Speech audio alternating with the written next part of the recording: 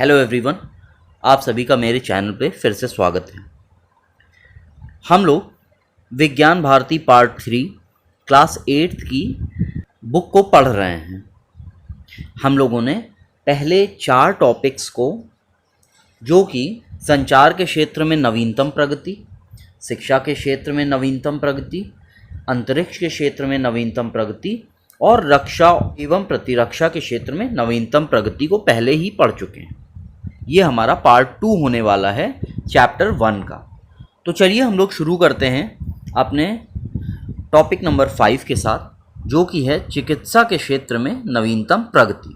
पहले चिकित्सा में आधुनिक मशीनें जैसे स्कैनर, एक्सरे, एंडोस्कोप आदि का प्रयोग रोगों की जांच के लिए किया जाता था, परंतु वर्तमान समय में बढ़ती हुई घातक बीमारियों से बचने एवं रोकथाम के लिए यह व्यवस्था पर्याप्त नहीं थी। अतः आधुनिक चिकित्सा पद्धति के अंतर्गत निदान मूलक तकनीक का प्रयोग हुआ। तो हम लोग ये जानते हैं कि चिकित्सा के क्षेत्र में कई सारी आधुनिक मशीनों का इस्तेमाल किया जाता है, जैसे कि स्कैनर, एक्सरे, एंडोस्कोप आदि का प्रयोग रोगों के जांच के लिए किया जाता है। हम लोग पहले तो ये देखते हैं तो स्कैनर क्या होता है। स्कैनर हमारी बॉडी के पिक्चर्स लेता है, उस पिक्चर्स को डॉक्टर देखता है और डॉक्टर उस हिसाब से फिर दवाई लिखता है। दूसरा है एक्सरे एंडोस्कोप। तो एक्सरे एंडोस्कोप एक ऐसी प्रक्रिया होती है जिसमें शरीर के अंदर की जांच के लिए एंडोस्कोप नाम का एक उपकरण उपयोग किया जाता है। एंडोस्कोप एक लंबी सी पतली लचीली ट्यूब होती है जिसके एक सिरे पर कैमरा और लाइट रहता है। इससे आपके शरीर के अंदर की छवियां टेलीविज़न स्क्रीन पर प्रकाशित की जाती हैं। जैसे कि इस पिक्चर में हम देख सकते हैं, ये एक्सरे एंडोस्कोपी का एक बहुत अच्छा एग्जाम्पल है, जिसमें कि मुंह के थ्रू एक पाइप जो कि लचीली, लंबी और पतली सी होती है, उसको मुंह के थ्रू हमारे गैस्ट्रोइंटेस्टाइन में डाला जाता है और पेट की जांच की जा रही है यहाँ पर। तो इस प्रक्रिया को हम लोग कहते हैं एक्सरे एंडोस्कोपी। परंतु वर्तमान समय में बढ़ती हुई घातक बीमारियों से बचने एवं रोकथाम के लिए यह व्यवस्था पर्याप्त नहीं थी। तो इसलिए और ज़्यादा मॉडर्न और ज़्यादा आधुनिक मशीन चिकित्सा के क्षेत्र में इस्तेमाल की जा रही हैं, जैसे कि angiography, radiography, computed tomography, magnetic resonance imaging, sonography इत्यादि। चिकित्सा के क्षेत्र में टेली चिकित्सा भी नवीनतम उपलब्धि है। अब हम लोग इन सारे टर्म्स को समझते हैं कि इन सभी टर्म्स का क्या मतलब है। एक एक करके हम लोग ये चीज़ देखते हैं। तो रेडियोग्राफी क्या होती है? रेडियोग्राफी में ये एक ऐसी शाखा होती है जिसमें कि हम लोग एक्सरे के बारे में, अल्ट्रासाउंड के बारे में, एमआरआई के बारे में, सीटी स्कैन के बारे में अध्ययन करते हैं। उसी को हम लोग रेडियोग्राफी कहते हैं। दूसरा है एंजियोग्राफी। तो एंजियोग्राफी को भी समझते हैं कि एंजियोग्राफी क्या है।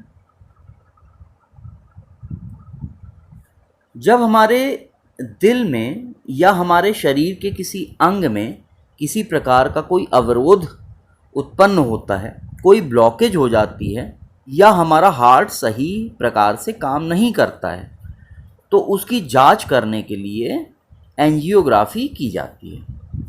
यह एक ऐसा प्रोसेस है जो यह जानने के लिए किया जाता है कि आर्टरी में कोई ब्लॉकेज तो नहीं है, इसके लिए एंजियोग्राफी की जाती है।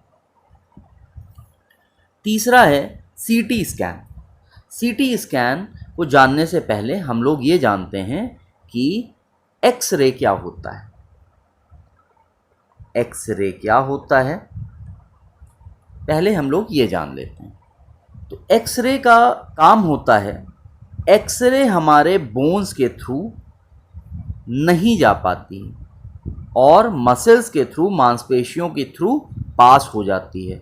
तो जैसे कि अगर मान लेते हैं ये हमारा बोन है, हड्डी है, तो एक्स-रे इसके थ्रू नहीं पास हो पाएगी। ये इधर से आएगी और ऐसे वापस चली जाएगी, फिर आएगी, इधर से आएगी, इधर से वापस चली जाएगी।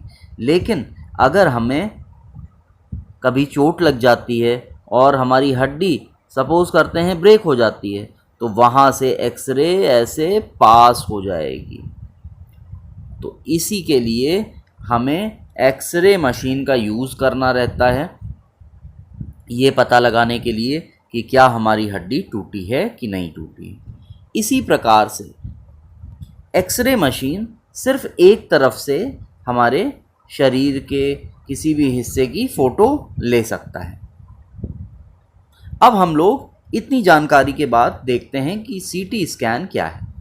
सीटी स्कैन या फिर इसका फुल फॉर्म होता है कंप्यूटेड टोमोग्राफी स्कैन। ये एक ऐसा टेस्ट होता है जिसमें कंप्यूटर और घूमती हुई एक्स-रे मशीन से शरीर के विभिन्न भागों की टुकड़ों में चित्र लिया जाता है। सामान्य एक्स-रे मशीन की अपेक्षा सीटी स्कैन में अधिक विस्तृत और स्पष्ट जानकारी और साफ चित्र प्राप्त होता है। जैसे हम लोग यहाँ पे देख भी रहे हैं कि इस तरीके से ये मशीन दे रखी है। ये देखिए, यहाँ पर इन्होंने इस पेशेंट को यहाँ पे लिटा रखा है।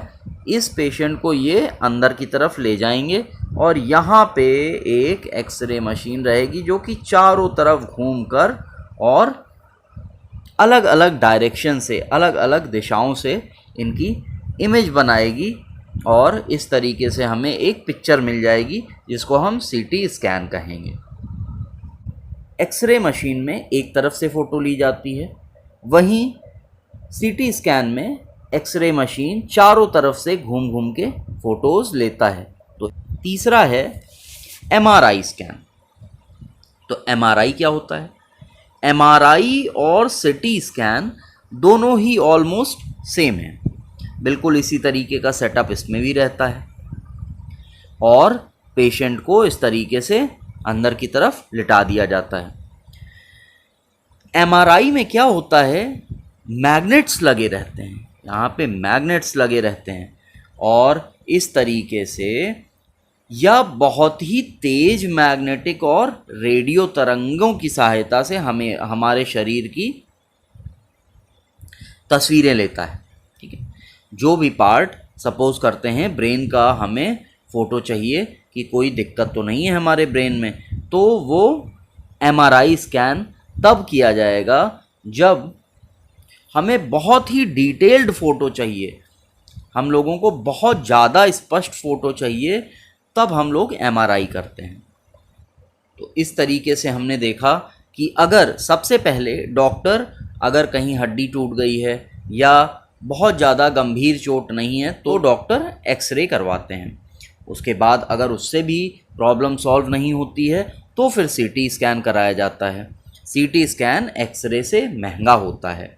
वहीं पर अगर सीटी स्कैन से भी काम नहीं चलता है तो फिर डॉक्टर्स एमआरआई कराते हैं जो कि सीटी स्कैन से भी महंगा होता है।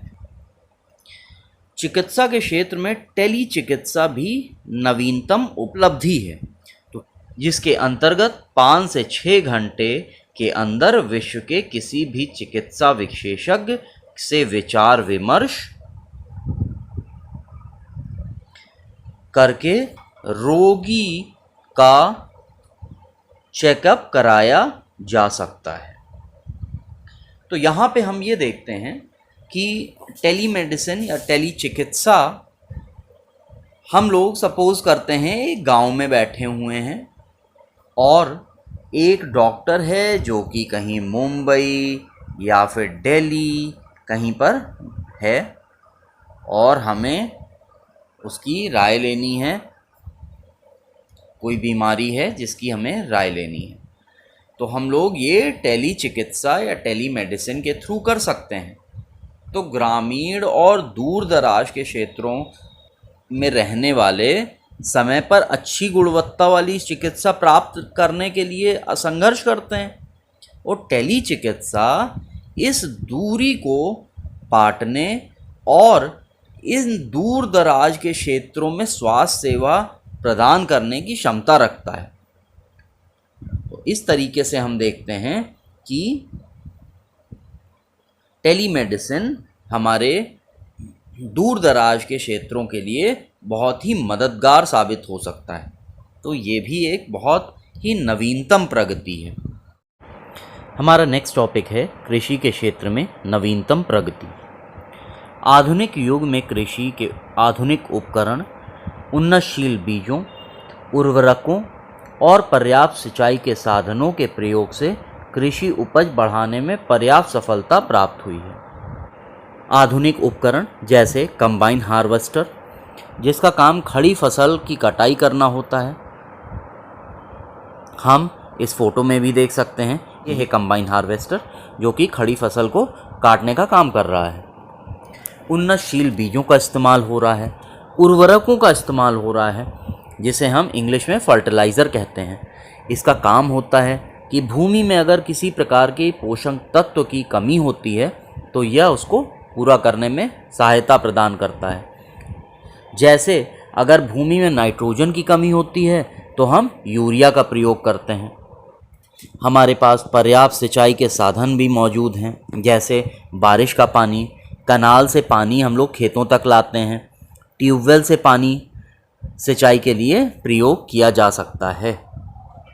कृषि एवं खाद्यान्न के क्षेत्र में हरित क्रांति, पीली क्रांति, भूरी क्रांति आदि विभिन्न योजनाओं के द्वारा क्रांतिकारी सफलता प्राप्त हुई। तो भारत ने हरित क्रांति, पीली क्रांति और भूरी क्रांति आदि में जो क्रांतिकारी सफलता प्राप्त की है, इसके बारे में हम जानते हैं कि हरित क्रांति क्या होती है, पीली क्रांति क्या होती है और भूरी क्रांति क्या होती है। हरित क्रांति में भारत ने कई सारे फसलों जैसे कि गेहूं, धान की उत्पादन में इतनी ज़्यादा वृद्धि कर दी कि इसके परिणाम स्वरूप भारत आत्मनिर्भर हो पाया। वहीं पर पीली क्रांति तिलहन उत्पादन से संबंधित है, वहीं भूरी क्रांति उर्वरक उत्पादन से संबंधित है। जैसे कि मैंने बताया, उर्वरक का काम होता है कि अगर भूमि में किसी भी प्रकार की कोई कमी है तो उसको पूरा करने में उर्वरक की महत्वपूर्ण भूमिका होती है। आगे हम लोग देखते हैं कि अभिनव कृषि के तहत हरी खाद का इस्तेमाल किया जाता है। और हरी खाद से फ़ायदा क्या होता है? हरी खाद हमारी भूमि को पोषण प्रदान करता है और रासायनिक उर्वरकों की भांति भूमि को कोई क्षति भी नहीं पहुंचाता है। तो अभिनव कृषि है क्या? अभिनव कृषि के थ्रू भारत, क्योंकि एक कृषि प्रधान देश है, उसी के कारण कृषि क्षेत्र में असीमित क्षमताएं हैं और उसी को हम लोग मैक्सिमम यूटिलाइज करना चाहते हैं, उसको पूरी अत्यधिक दोहन करना चाहते हैं अपने कृषि क्षेत्र का। इसलिए अभिनव कृषि का इस्तेमाल किया जा रहा है। अभिनव कृषि के तहत हम लोग हरी खाद का इस्तेमाल करते हैं। हरी खाद भूमि को पोषण प्रदान करता है और रासायनिक उर्वरकों की भांति भूमि को कोई क्षति भी नहीं पहुंचाता है। फिर हम लोग देखते हैं कि कृषि के क्षेत्र में सौर ऊर्जा का प्रयोग को बढ़ावा दिया जा रहा है। जहां जल की उपलब्धता का अभाव है, वहां छिड़काव तंत्र और ड्रिप तंत्र विधि का प्रयोग होता है। तो चलिए हम लोग ये जान लेते हैं कि ड्रिप तंत्र क्या होता है और छिड़काव तंत्र क्या होता है। ये फोटो हम लोगों को छिड़काव तंत्र के बारे में बता रही है। इस तकनीक को फुआरा सिंचाई भी कहा जाता है। इसके तहत ट्यूबवेल या तालाब से पाइपों को खेतों तक लाया जाता है और उसके बाद यहाँ पर नोज़ल होता है और नोज़ल से पानी गिरता है और पूरी खेतों की सिंचाई हो जाती है। तो इससे हमारी पानी की बचत होती है। दूसरा है ड्रिप सिस्टम। तो ड्रिप तंत्र क्या होता है? ड्रिप तंत्र में पानी को पौधों की जड़ों पर बूंद बूंद करके टपकाया जाता है। जैसे ये पाइप है, पाइप में इस तरीके से छेद होते हैं और इस छेद के थ्रू पानी डायरेक्टली पौधों की जड़ों पर गिरता है। इस तरीके से पानी का बचाव भी किया जा सकता है। पानी की बहुत ज़्यादा बचत होती है इससे।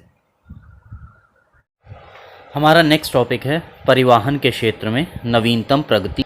परिवहन के क्षेत्र में व्यापक प्रगति से सुदूर क्षेत्रों में बसे ग्रामीण क्षेत्रों को जोड़ने में सुविधा हुई है। परिवहन के क्षेत्र में प्रगति के कारण दिनों में पूरी होने वाली यात्रा आज चंद घंटों में पूरी हो जाती है।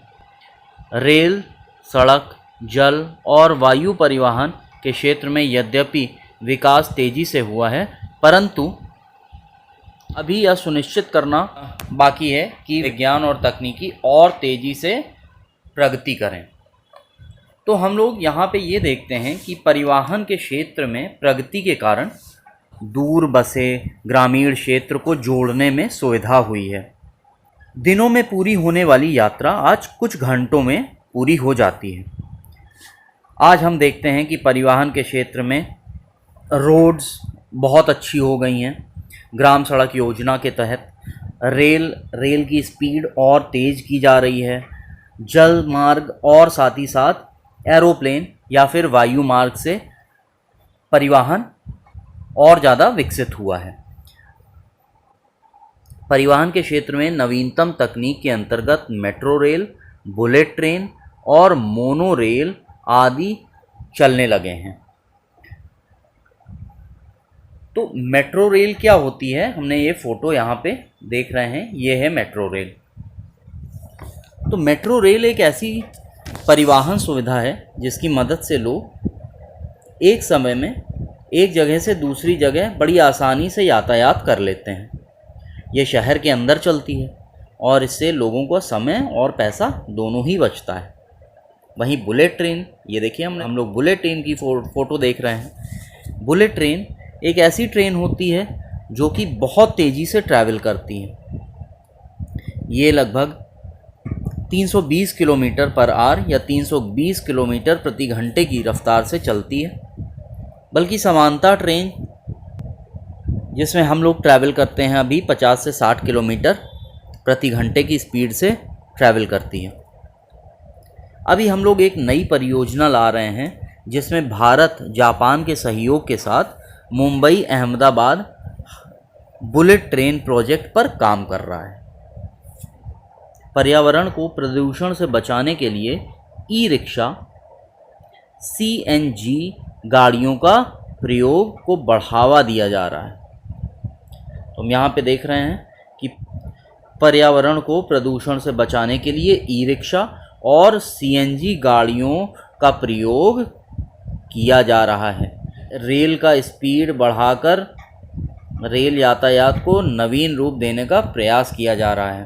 तो हम अपने रोज़ की ज़िंदगी में देखते हैं कि किस तरीके से ई रिक्शा एक नवीनतम प्रगति के रूप में परिवहन के क्षेत्र में आया है। E rickshaw means electronic rickshaw होता है और इसको हम लोग इलेक्ट्रिसिटी से या बिजली से चार्ज कर सकते हैं। ई रिक्शा के लाने का पर्पस ये था कि हम लोग ईंधन जैसे कि पेट्रोल और डीजल के प्रयोग को कम कर सकें। वहीं पे CNG गाड़ियाँ भी प्रयोग में आ रही हैं। रेल की स्पीड को बढ़ाया जा रहा है जिससे कि यातायात और ज़्यादा सुगम हो सके और ज़्यादा तेज़ हो सके। हमारा नेक्स्ट टॉपिक है विनिर्माण के क्षेत्र में नवीनतम प्रगति। हम लोग जो कपड़े, TV, fridge, AC, phone use करते हैं वह विनिर्माण के कारण होता है। विनिर्माण को इंग्लिश में मैन्युफैक्चरिंग कहते हैं। विनिर्माण की डेफिनेशन देखते हैं, क्या होता है ये विनिर्माण। कच्चे माल को मूल्यवान उत्पाद में परिवर्तित कर अधिक मात्रा में वस्तुओं के उत्पादन को विनिर्माण या वस्तु निर्माण कहते हैं। अगर कच्चे माल को हम लोग मूल्यवान उत्पाद में बदल देते हैं और ये मूल्यवान उत्पाद बहुत अधिक मात्रा में होता है तो उसको हम विनिर्माण कहते हैं। जैसे कि हम लोग कपास से कपड़े बनाते हैं, इस तरीके से देखिए ये एक मैन्युफैक्चरिंग हो रही है, ये एक विनिर्माण हो रहा है। यहाँ से देखने से लगता है या तो फ़ोन की मैन्युफैक्चरिंग हो रही है और या फिर यहाँ पर कार्स की मैन्युफैक्चरिंग हो रही है। विनिर्माण से तैयार माल उपभोक्ताओं द्वारा उपयोग किया जाता है। हम लोग उपभोक्ता हैं। हम लोग अगर कपास से कपड़े बनाते हैं तो कपड़े हम लोग एज अ एंड यूज़र उसको पहनते हैं, तो हम लोग उपभोक्ता हैं उस कपड़ों के। विनिर्माण क्षेत्र रोजगार सृजन को बढ़ावा देने में काफ़ी हद तक सफल रहा है। मैन्युफैक्चरिंग सेक्टर एक बहुत बड़ा सोर्स है रोजगार सृजन का। विनिर्माण क्षेत्र रोजगार सृजन को बढ़ावा देता है। कई सारे लोग इसमें रोजगार पाते हैं और जिससे उनका घर खर्च चलता है।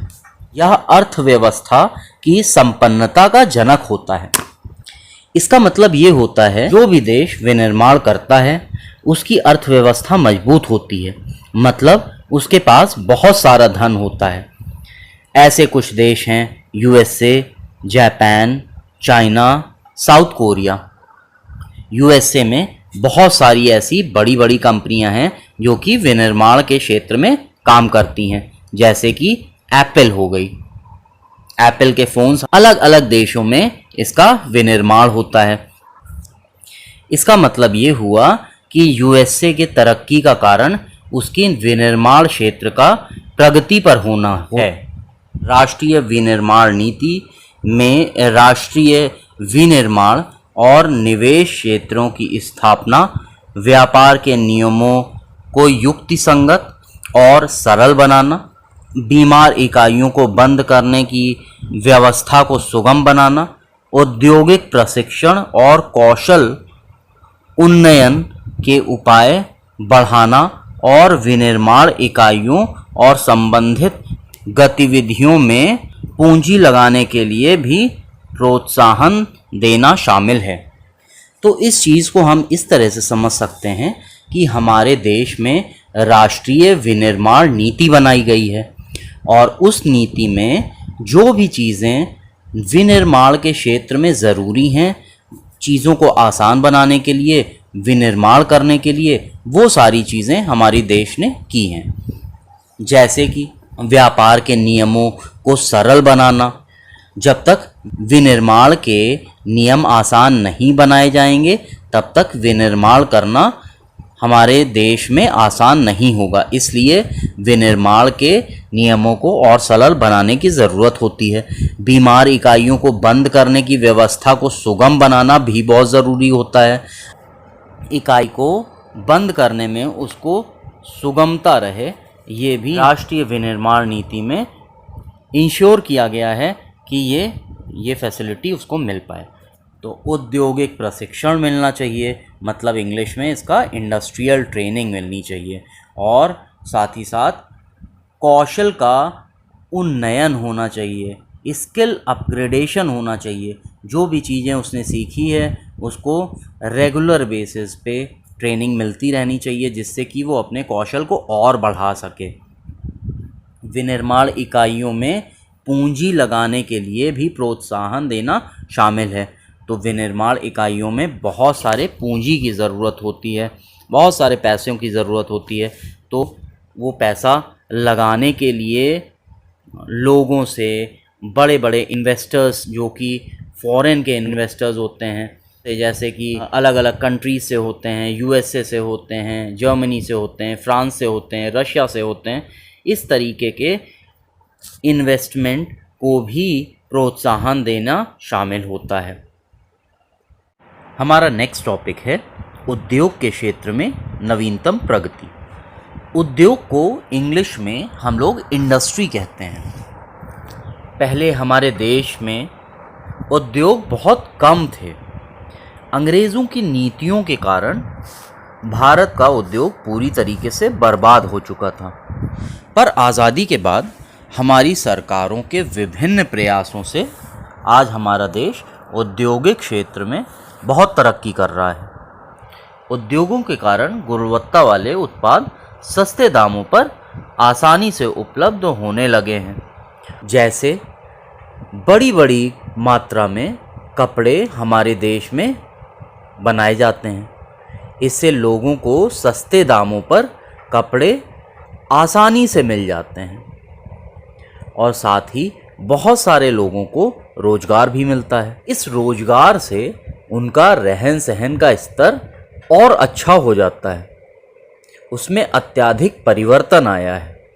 वर्तमान समय के प्रमुख उद्योग हैं लौह और इस्पात उद्योग, सीमेंट उद्योग, कोयला उद्योग, पेट्रोलियम उद्योग, कपड़ा उद्योग, रत्न एवं आभूषण उद्योग, चीनी उद्योग आदि। बेल्को, हिंडाल्को और नैल्को आदि एल्यूमिनियम उद्योग के कारखाने हैं, मतलब यहाँ पर एल्यूमिनियम बनाया जाता है। ओएनजीसी और ऑयल पेट्रोलियम उद्योग के कारखाने हैं। वहीं पर मथुरा में मथुरा रिफाइनरी है। क्वेश्चन आपके एग्ज़ाम में आ सकता है कि बेल्को, हिंडाल्को और नैल्को आदि किस चीज़ के कारखाने हैं, तो ये एल्यूमिनियम उद्योग के कारखाने हैं। कोई दूसरा क्वेश्चन आ सकता है ओएनजीसी और ऑयल किस उद्योग के कारखाने हैं, ये पेट्रोलियम उद्योग के कारखाने हैं।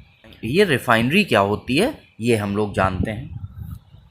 रिफाइनरी एक ऐसी सुविधा होती है जो कच्चे तेल को लेती है और इससे विभिन्न उपयोगी पेट्रोलियम उत्पादों जैसे मिट्टी का तेल, पेट्रोल, डीजल इत्यादि बनाती है। इसे हम रिफाइनरी कहते हैं। भारत इस कच्चे तेल को आयात करता है कई सारे देशों से, जैसे कि अमेरिका से, रशिया से और बहुत सारे अरब देशों से। उद्योगों के क्षेत्र में देश को अग्रणी बनाने के लिए मेक इन इंडिया योजना को शुरू किया गया। इसके तहत विदेशियों के कई निवेशकों को भारत में विभिन्न व्यवसायों में पैसा लगाने के लिए एक अवसर उपलब्ध कराया जा रहा है। भारत में बने हुए उत्पादों के लिए राष्ट्रीय एवं अंतर्राष्ट्रीय स्तर पर घरेलू कंपनी के साथ ही बहुउद्देशीय कंपनियों को अवसर देने का लगातार प्रयास किया जा रहा है। हम लोग ये समझते हैं कि मेक इन इंडिया योजना क्या है। मेक इन इंडिया स्कीम के तहत भारत सरकार ये चाहती है कि अलग अलग क्षेत्रों की कंपनियां, जैसे रक्षा के क्षेत्र की कंपनी, मोबाइल फ़ोन बनाने वाली कंपनियां इत्यादि भारत में आएँ और भारत में आके वो इन चीज़ों का निर्माण करें। मेक इन इंडिया मैन्युफैक्चरिंग से रिलेटेड एक स्कीम है। विदेशी निवेशकों को बहुत बड़े अवसर मिल रहे हैं, जिससे कि वो अपने पैसे को भारत में लगाकर एक अच्छा मुनाफा कमा सकते हैं। इस योजना के तहत भारत सरकार ये भी चाहती है कि क्योंकि यहाँ पर मैन्युफैक्चरिंग या विनिर्माण होना शुरू होगा, तो इस कारण से यहाँ पर बहुत सारी नौकरियाँ भी पैदा होंगी। तो इस तरीके से हमने देखा उद्योग के क्षेत्र में हमारे पास एक समय कुछ भी नहीं था और हमने अपनी नीतियों के कारण औद्योगिक क्षेत्र में बाद में बहुत अच्छी तरक्की की।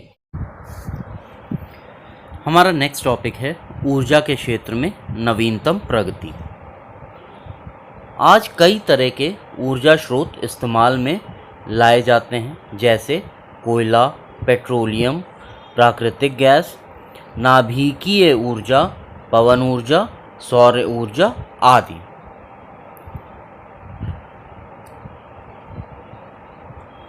ऊर्जा के कुछ स्रोतों को लगातार इस्तेमाल किया जा सकता है या एक निश्चित अवधि के बाद पुनः पूर्ति की जा सकती है।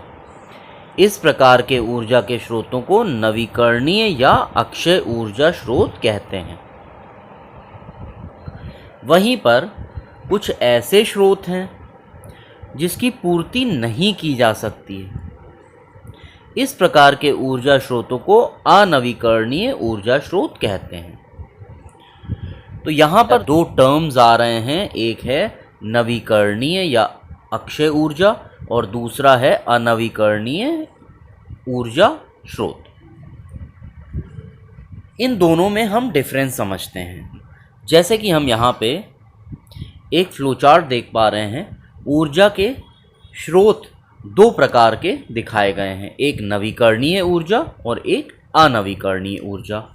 नवीकरणीय ऊर्जा के स्रोत वह स्रोत होते हैं जो कि कभी समाप्त नहीं होते हैं, जैसे कि सूर्य, पृथ्वी, जल, पवन से जो ऊर्जा हमें प्राप्त होती है वह कभी भी समाप्त नहीं होती है।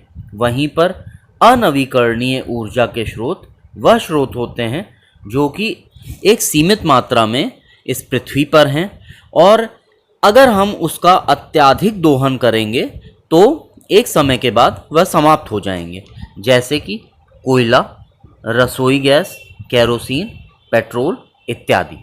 तो इस बात से हमें ये समझ में आता है कि अनवीकरणीय ऊर्जा के स्रोतों का इस्तेमाल हमें कम से कम करना होगा और साथ ही साथ नवीकरणीय ऊर्जा स्रोतों का इस्तेमाल हम लोगों को धीरे धीरे बढ़ाना पड़ेगा। वर्तमान और भविष्य की ऊर्जा की मांग को देखते हुए विश्व भर में स्वच्छ और नवीकरणीय ऊर्जा स्रोतों जैसे कि सौर ऊर्जा, पवन ऊर्जा, जल ऊर्जा इत्यादि के प्रयोग को बढ़ावा दिया जा रहा है। तो जैसे हम लोग ने देखा कि नवीकरणीय ऊर्जा कभी भी समाप्त नहीं होगी, ये हमें जल से मिलती है, सूर्य से मिलती है, पवन से मिलती है। तो इस कारण से हम लोग इसका इस्तेमाल और बढ़ा रहे हैं। इसके प्रयोग से पर्यावरणीय क्षति और ग्लोबल वार्मिंग से भी बचा जा सकता है। तो नवीकरणीय ऊर्जा के इस्तेमाल से हमें दो फ़ायदे और दिख रहे हैं। एक फ़ायदा है कि पर्यावरण को किसी भी प्रकार की क्षति नहीं पहुंचेगी और दूसरा फ़ायदा है कि हम ग्लोबल वार्मिंग से भी बच सकेंगे। लेकिन क्वेश्चन आता है कि ग्लोबल वार्मिंग है क्या? चलिए हम लोग जानते हैं कि ग्लोबल वार्मिंग क्या है। तो पहली चीज़ कि ग्लोबल वार्मिंग एक पर्यावरण की समस्या है और यह अनवीकरणीय ऊर्जा स्रोतों के इस्तेमाल से होती है, जैसे कि पेट्रोल, डीजल, केरोसिन का इस्तेमाल जब हम करते हैं तो इससे ग्लोबल वार्मिंग की समस्या उत्पन्न होती है। तो आइए जानते हैं ग्लोबल वार्मिंग क्या होती है। हमारे पृथ्वी पे कई सारी गैसें मौजूद हैं, जैसे कि मीथेन, कार्बन डाइऑक्साइड, क्लोरोफ्लोरोकार्बन इत्यादि, जो कि हमारे वातावरण से तापमान को सोखकर हमारे वातावरण को या वायुमंडल को गर्म रखती हैं। लेकिन अगर यही गैसें अत्यधिक मात्रा में हो जाती हैं तो यह पृथ्वी के औसत तापमान को लगातार बढ़ाती रहती हैं और इससे पृथ्वी का औसत तापमान बढ़ जाता है। इसी को हम लोग ग्लोबल वार्मिंग कहते हैं। ग्लोबल वार्मिंग से कई सारी समस्याएं भी उत्पन्न होती हैं, जैसे कि पहाड़ों पे बर्फ़ पिघलना शुरू हो जाती है और इस तरीके से कई सारे टापू देश डूबने की कगार पर आ गए हैं, जैसे कि मालदीव्स।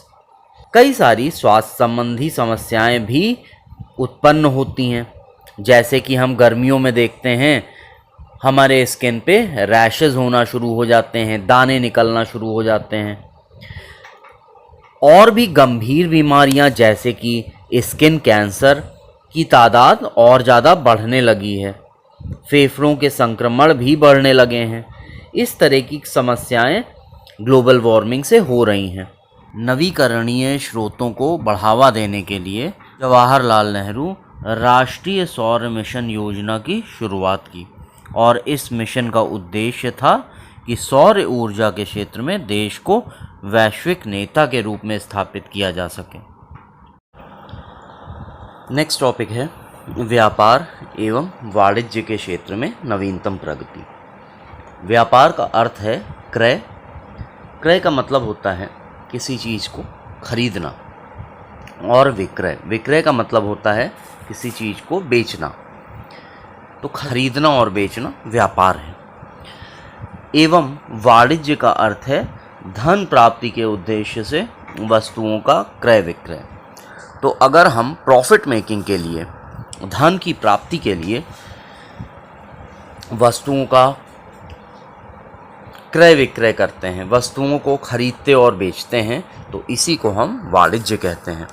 आरंभ में व्यापार एक सामान के बदले दूसरा सामान लेकर किया जाता था।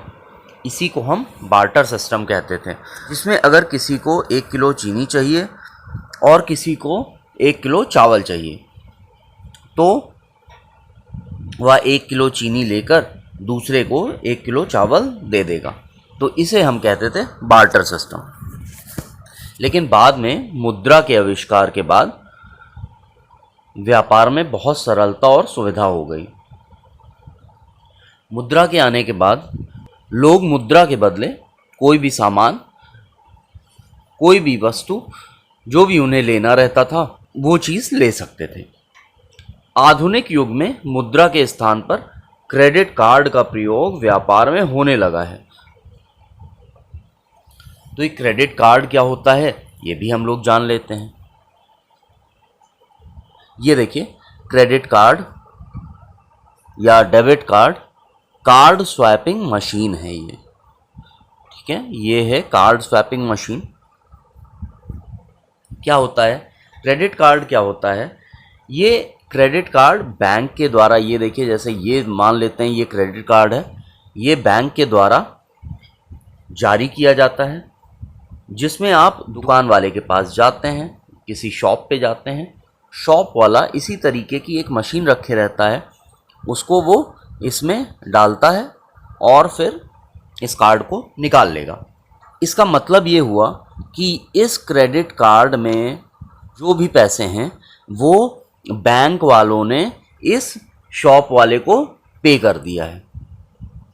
इस शॉप वाले को पेमेंट हो गई है।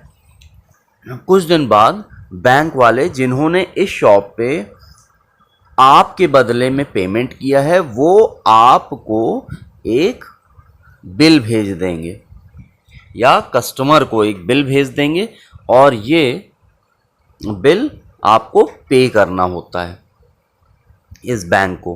तो इसी को हम कहते हैं क्रेडिट कार्ड। इसका मतलब क्रेडिट कार्ड बैंक आपको एक तरह से ये कहता है कि ये लो एक क्रेडिट कार्ड है, इसे किसी भी दुकान पर जाकर इस कार्ड का इस्तेमाल कर लो और पैसे बैंक दे देगा और तुम बाद में बैंक को पे कर देना। क्रेडिट कार्ड एक तरह का उधार है जो कि बैंक अपने कस्टमर को देता है। नवीनतम तकनीक के अंतर्गत व्यापार एवं वाणिज्य ई व्यवसाय या ई कॉमर्स के रूप में प्रचलित है। अब ये देखते हैं कि ई कॉमर्स क्या होता है या ई व्यवसाय क्या होता है। तो ई व्यवसाय वो व्यवसाय है जो कि इंटरनेट के माध्यम से हो रहा है। बहुत सारी ऐसी कंपनियां हैं जैसे कि फ्लिपकार्ट, स्नैपडील, अमेज़ॉन, जो कि ई कॉमर्स कंपनियां हैं जो कि इंटरनेट के माध्यम से अपना बिजनेस कर रही हैं। ये क्या करती हैं? ये एक तरह की बिचौलिए हैं।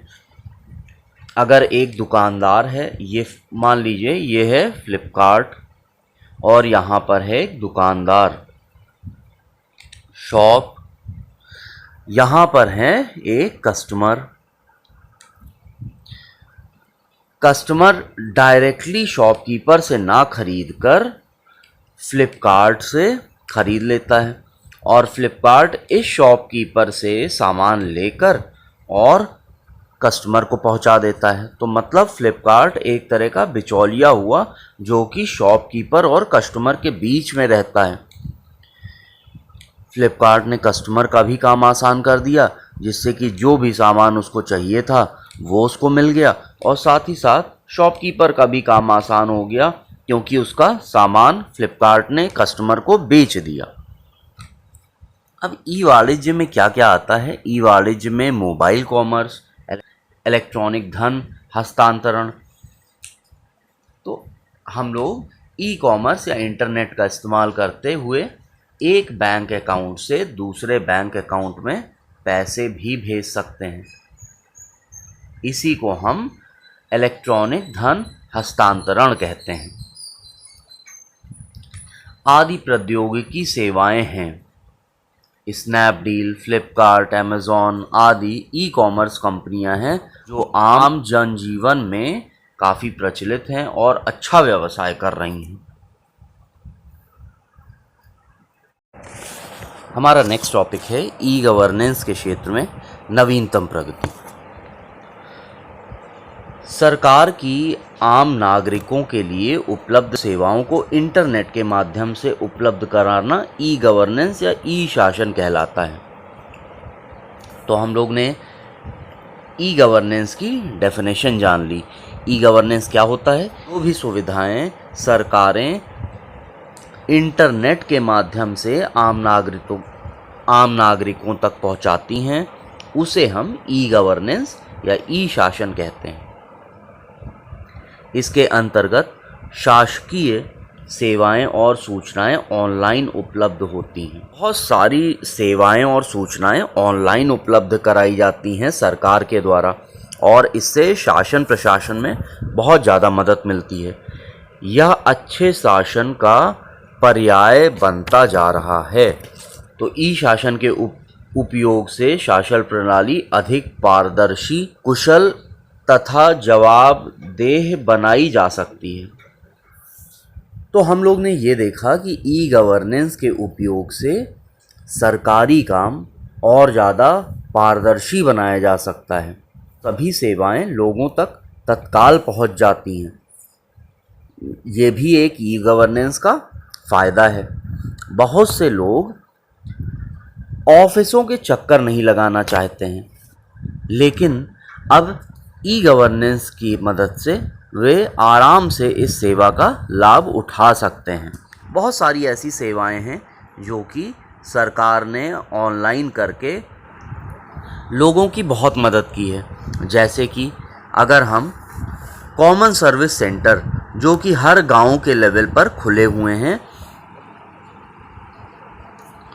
वहाँ पर पैन कार्ड, पासपोर्ट, बस, ट्रेन और फ्लाइट की टिकट, LIC प्रीमियम जमा करना, इलेक्ट्रिसिटी बिल देना, साथ ही साथ birth certificate, death certificate, income certificate बनवा सकते हैं। ठीक है, तो ये सारी चीज़ें बहुत ही मददगार होती हैं हम लोगों को। और पहले हम लोगों को इन सब चीज़ों के लिए ऑफिसों के चक्कर काटने पड़ते थे, जो कि अब आसानी से हम लोगों को कॉमन सर्विस सेंटर के थ्रू मिल जाती है। मतलब ये एक ई गवर्नेंस के उदाहरण हैं। भारत सरकार द्वारा वर्ष 2017 में नई युग के प्रशासन के लिए एकीकृत मोबाइल एप्लीकेशन उमंग लॉन्च किया गया।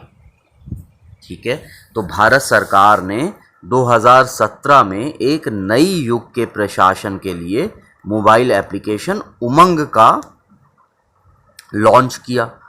ये उमंग क्या है?